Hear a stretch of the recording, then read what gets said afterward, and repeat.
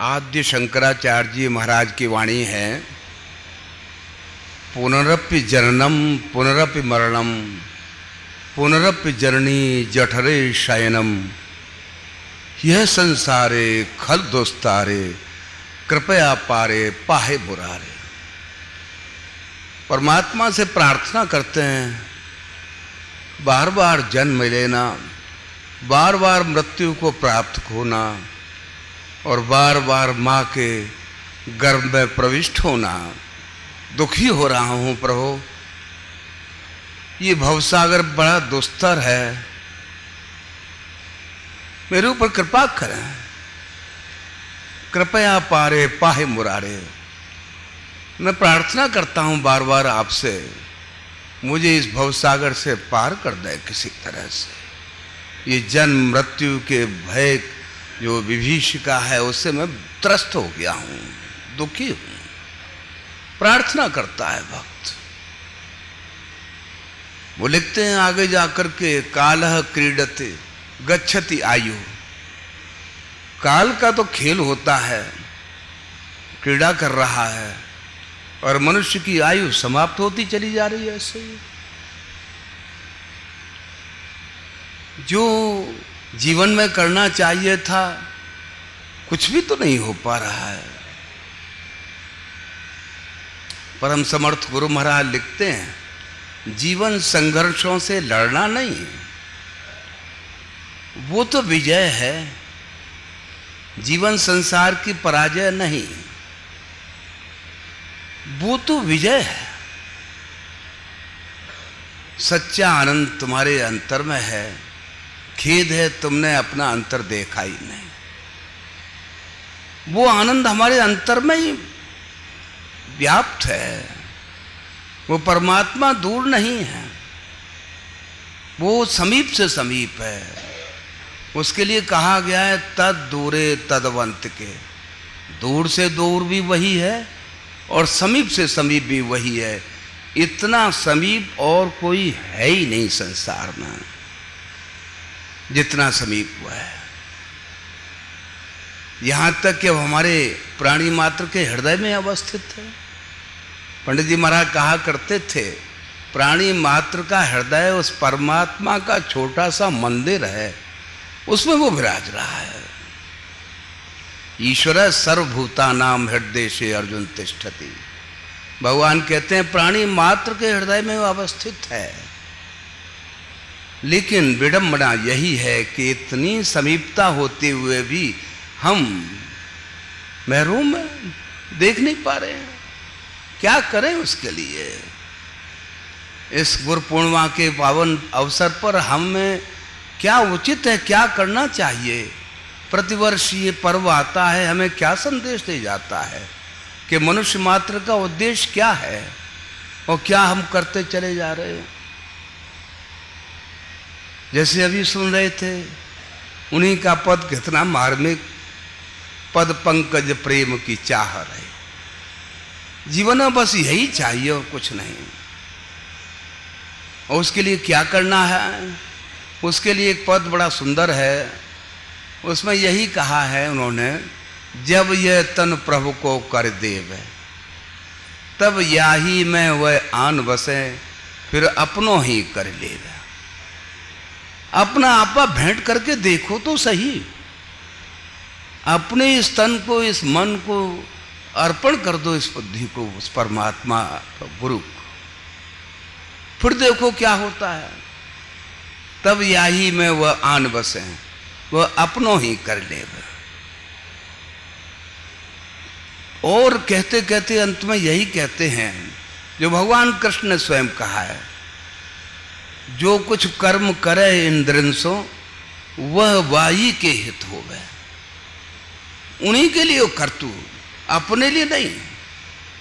जो कुछ भी इन इंद्रियों से तुझसे होता चला जा रहा है सब वाई के हित हो गए। तू क्यों रहत दुखी मन मूर्ख, वह अपनों कर ले वह। तुम दुखी क्यों हो रहे हो? अरे जो कुछ भी तुमसे हो रहा है अपने लिए मत समझो, उसे उन गुरु के लिए समझो। ये कर्तापन ही हमें भ्रमित करता रहता है। इससे कैसे बचें, क्या करें? जब गुरु की कृपा होती है तब नजर आता है कि गुरु करता है और मैं तो एक दृष्टा मात्र हूं। जो कुछ भी हो रहा है उनके द्वारा हो रहा है। इन हाथों से, इन इंद्रियों से जो कुछ भी वो करा रहे हैं ये तो यंत्रवत हैं, कठपुतली की तरह से हैं। जो कुछ करा रहे हैं वही करा रहे हैं, मैं कुछ नहीं कर रहा हूं। वो स्थिति जो है समर्पण की हुआ करती है, जहाँ पर शिष्य सर्वतोभावेन अपने इष्ट अथवा गुरु में अपने को लय कर देता है। जैसे सुन रहे थे प्रिय शर्मा जी से परम भागवत की वाणी, गुरु से मिलना और बात है, गुरु में मिलना और बात। गुरु से हम मिलते हैं, ये तो अभी बाह्य सत्संग मात्र रहा। हम महापुरुषों के समक्ष गए, प्रणाम किया, आशीर्वाद प्राप्त किया, अपने व्यथा कथा कह दी उनके समक्ष, उन्होंने भी कुछ समाधान कर दिया, ठीक है चले आए।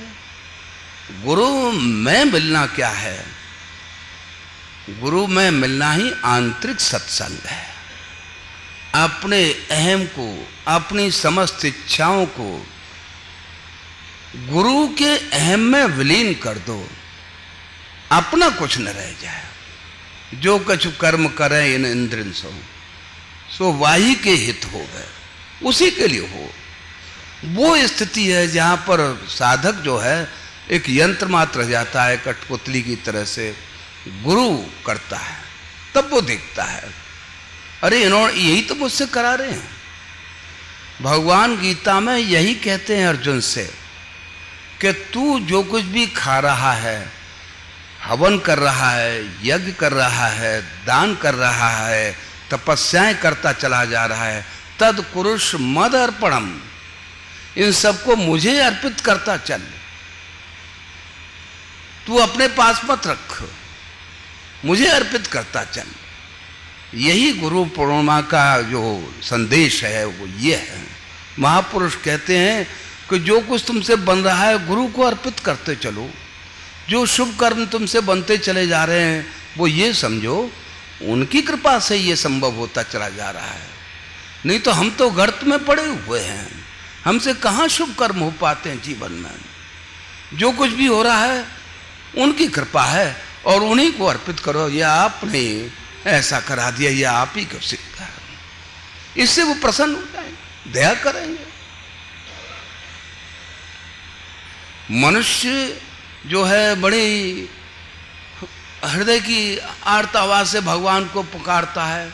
आप देखते हैं कितने कीर्तन हो रहे हैं, वो हो रहे हैं, ये माइक लगे हुए हैं, ध्वनि विस्तारक, कहाँ से कहाँ तक आवाज़ आ रही है। लेकिन एक स्थान ऐसा भी आता है जहाँ पर वो बिखर जाती है, वो वाणी आगे जा ही नहीं पाती है। शास्त्रीय भाषा में इसे बैखरी वाणी कहा जाता है, बिखर जाती आगे जाकर के। कितने भी हम यंत्र लगाते रहें, एक स्थान ऐसा आएगा ही जहाँ पर वो वायु में ही सब बिखर जाएगी, कुछ रह नहीं जाएगा। परमात्मा तक नहीं पहुँचती है ये। कितने भी कातर हृदय से आप चिल्लाते रहें, कुछ करते रहें 24 घंटे, ये नहीं पहुँचेगी। दूसरी वाणी मन की होती है। मन में विचार, संकल्प इत्यादि हमारे में बहुत आते चले जाते हैं, जाने कितने आते रहते हैं। बड़ी प्रार्थना करते हैं, अश्व प्रवाह भी होने लग जाता है, वो अभी नहीं पहुंचती है, वो मध्यमा कहलाती है। एक बुद्धि की वाणी भी है मनुष्य के पास, देखता है मैं देख रहा हूँ परमात्मा, वो स्वीकार कर रहे हैं, वो कर रहे हैं, न मालूम क्या क्या बुद्धि में आता रहता है। बार बार यही प्रार्थना होती रहती है अंतर से, लेकिन वो भी नहीं पहुंचती है। परमात्मा की कृपा से एक वाणी और भी मनुष्य मात्र को प्राप्त हुई है जिसे वो जानता ही नहीं है। वो है परावाणी, जहां पर वो कुछ समझता ही नहीं है कि मुझसे क्या होता चला जा रहा है, क्या प्रार्थना कर रहा हूं, भूल जाता है प्रार्थना वगैरह, बस विवल हो जाता है उसके प्रेम में। कहना सुनना सब कुछ समाप्त हो जाता है, एक ऐसी स्थिति में पहुंच जाता है जहां अपना भी उसे भान नहीं रहता है। प्रार्थना कौन करे, किससे करे, क्या करे। और वो वाणी जो है परावाणी उस परमात्मा के कानों में पहुंचती है।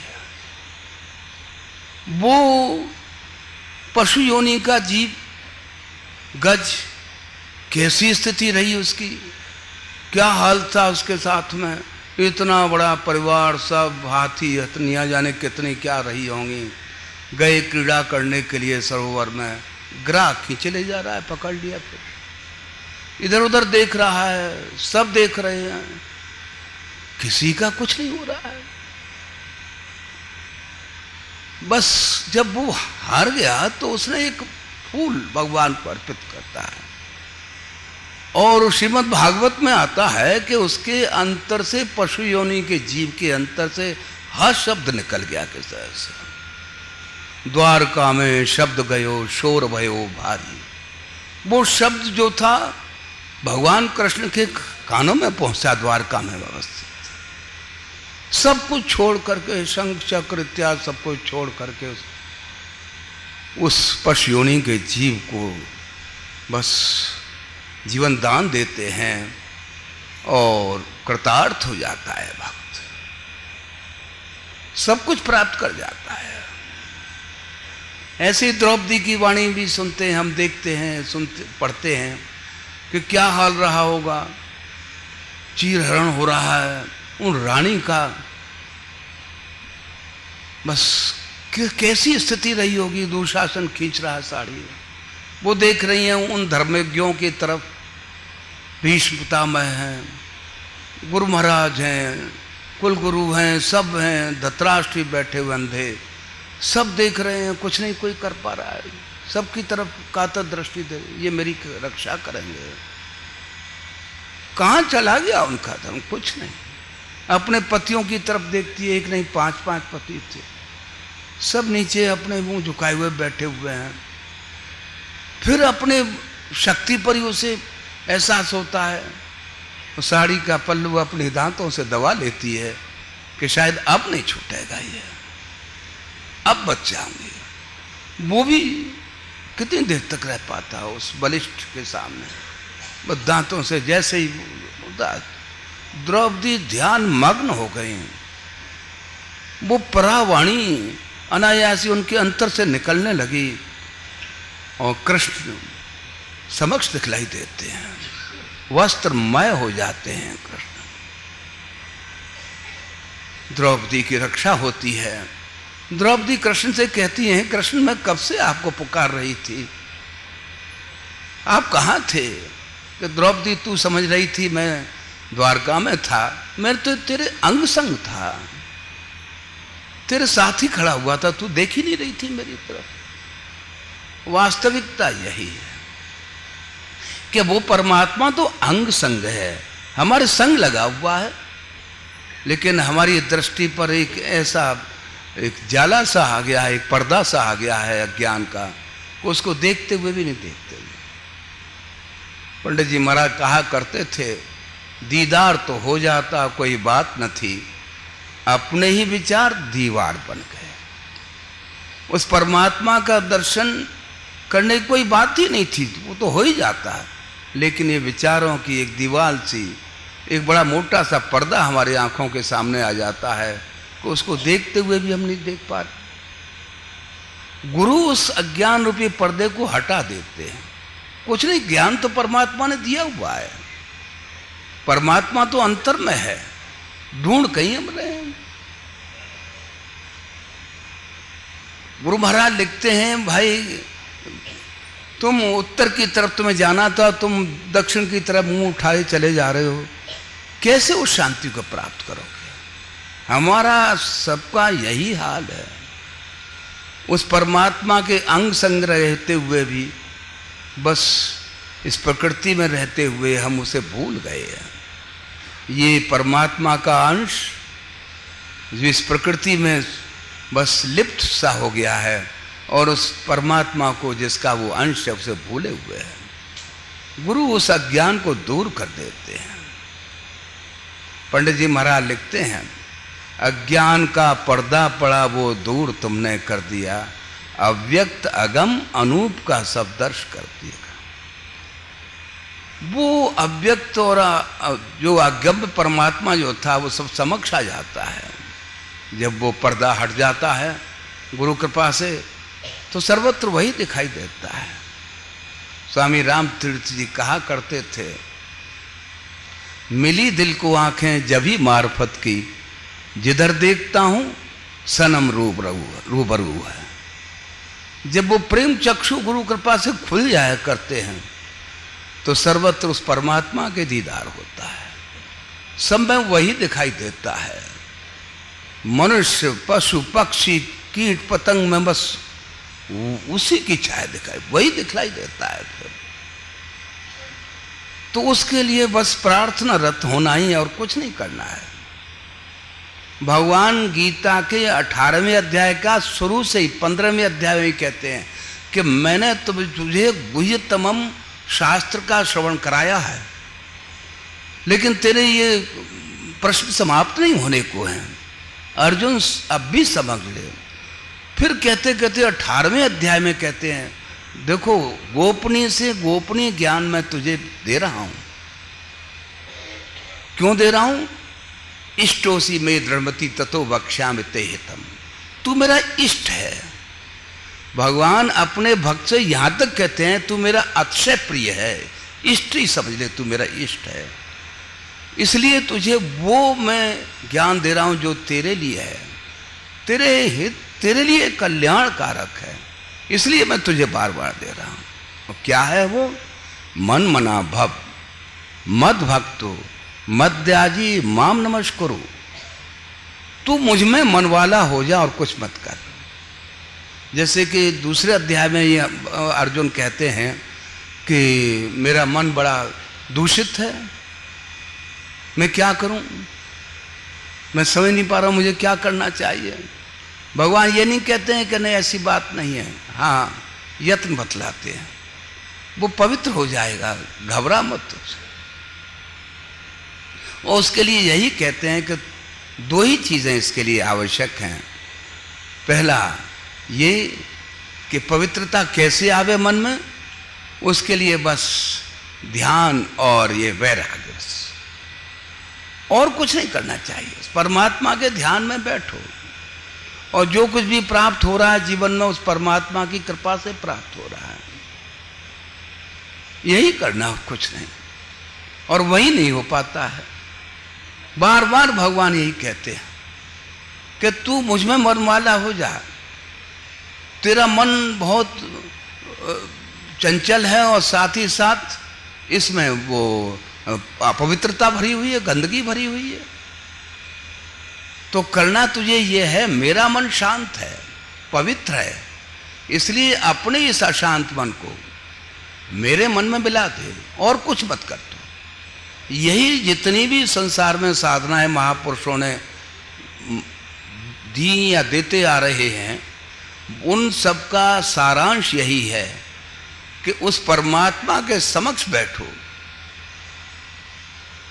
हर कोई न कोई तरकीब जो ये किसी तरह से महापुरुष अपनी शोध की हुई उन क्रियाओं को बतलाते हैं कि उस परमात्मा की तरफ देखो, तुम्हारे समक्ष है। फर्क इतना ही है कि किसी में समय ज़्यादा लगता है, किसी में कम। हमारे गुरु महाराज ने बड़ी शोध की इस पर और वो इस निर्णय पर आए, करना कुछ नहीं है। 24 घंटे में से 23 घंटे घर गृहस्थी के कार्य बहुत अच्छी तरह से करो। परमात्मा की याद भी नहीं आ रही है तो भी दुखी मत हो, लेकिन आधा आधा घंटा प्रातः सायं ऐसा दो जिसमें इस संसार को भूल जाओ। बड़ा कठिन कार्य है, होगा कैसे सरल? बार बार बैठे उस परमात्मा के समक्ष, बार बार उनके समक्ष बैठते रहेंगे तो अंततो गत्वा धीरे धीरे मन हमारा उधर जाने लगेगा। मन में पवित्रता भी आने लगेगी और उसकी चंचलता भी कम होने लग जाएगी। करना है ये सब। लोग कहते हैं कुछ नहीं करना है, भाई करना यही है कि उस परमात्मा के सामने बैठ जाओ। मन लगे या न लगे, पंडित जी महाराज कहा करते थे, तुम्हें बैठना है। बालक माँ के सामने बैठ गया, कैसा भी धूल दूषित हो, कीच से सड़ा हुआ हो, सना हुआ हो, बैठ गया माँ के सामने। माँ कितने सुंदर वस्त्र क्यों न पहने हो, बस एक माँ की तरफ देखता है, एक आंसू उसकी आंख से गिरता है, माँ तुरंत अपने अंक में समेट लेती है। पिता नहीं, पिता तो यही कहते हैं, देखो कैसा हो गया है। माँ बिल्कुल उसे स्वच्छ पवित्र करके अपने जैसा बना देती है। गुरु यही करते हैं, कैसा भी क्यों ना हो, सज्जन दुर्जन जो चले आवे एक ही दृष्टि निहार। चाहे सज्जन हो चाहे दुष्टि क्यों न हो, ऐसे महापुरुषों के समक्ष जो भी पहुंच जाते हैं, बस समदृष्टि होती है, कल्याण कर देते हैं, कुछ का कुछ बना देते हैं, और कुछ नहीं करना है। उस माँ की तरह से पवित्र करके, जैसे माँ उसे अपने जैसा बना करके पिता की गोद में दे देती है, अरे ये तो तुमने अपने जैसा बना दिया है। ऐसे ही गुरु भी कैसा भी क्यों न हो, भगवान गीता में यही कहते हैं, क्षिप्रम भवत धर्मात्मा शाश्वत शांतिम निगच्छति कौन्तेय प्रतिजानिए नवे भक्त प्रणश्यति। वो कहते हैं कैसा भी गया गुजरा आदमी क्यों न हो, मेरे प्रति सर्वतोभावेन शरणापन्न हो जाता है, इधर उधर नहीं, बस उसी का होके रह जाता है, तो क्या होता है, क्षिप्रम भवत धर्मात्मा, तुरंत ही, देर नहीं लगती है, उसमें धर्मात्मा के लक्षण प्रकट होने लग जाते हैं। हे अर्जुन, ऐसे मेरे भक्त का कभी किसी काल में नाश नहीं होता है। इससे ज्यादा और क्या कह सकेगा कोई गुरु। कितने मार्मिक वाक्य हैं कि भाई मेरी तरफ देखो तो सही, क्या तुम्हें प्राप्त होगा तब तुम जानोगे।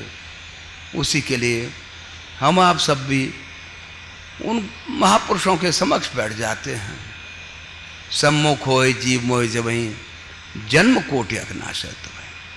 अरे समक्ष होने होकर के देखो तो सही, कहने सुनने में नहीं होगी।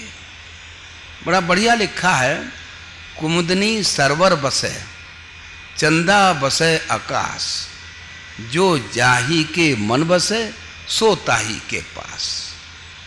कुमुदनी जलाशय में है, तालाब में है, और वो चंद्रमा जो है वो आकाश में है। दूरी का कोई व्यवधान नहीं है, जिसके मन में जो बसा हुआ है वो उसके पास में ही है, मन से अलग है ही नहीं वो। यही बात है। उसी के लिए हम आप सब भी गुरु महाराज के इस भव्य दरबार में आकर के बैठे हुए हैं, प्रार्थना करते रहें, हे परमात्मन हम जैसों पर भी कृपा हो पाएगी क्या। इसी से वो द्रवित हो जाते हैं, दया करते हैं, कृपा करते हैं। गुरु महाराज से प्रार्थना है, हम सब पर कृपा करते रहें, दया करें, यही